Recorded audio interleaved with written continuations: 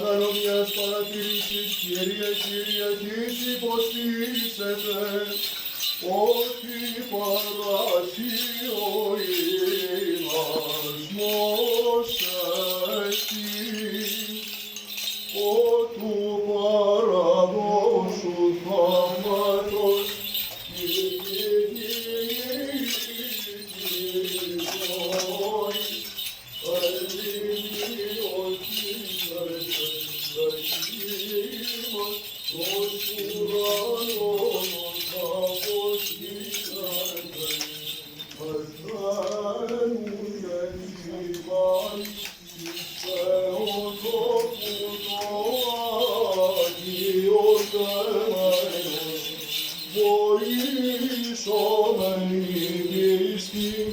τον Γαβρίλ και εκλειμένη ταξιάρχον και χαριτωμένη χαίρε μετά σου ο Κύριος ο παρέχον τον κόσμο διά σου το μέγα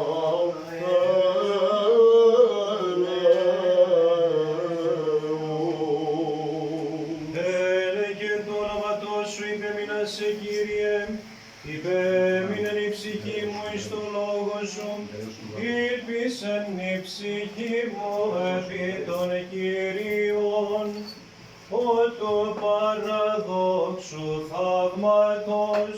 Φυλακής πρωίας μέχρι νύκτος, από φυλακής πρωίας έλπισα το Ισραήλ επί των Κυρίων,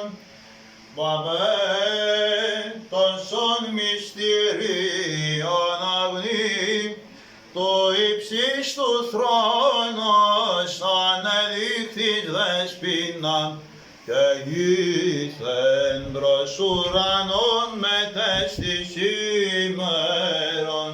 Η δόξα σου ευπρέπης, Θεοφέγγες είναι κλάμπουσα παρήσι, παρθένη συν Δημητρή του βασιλέως, προσύψωσε πάρθητε και χαριτωμένη χαίρε μετά σου ο Κύριος, ο παρέχον τον κόσμο διά σου ο μεγαλέος.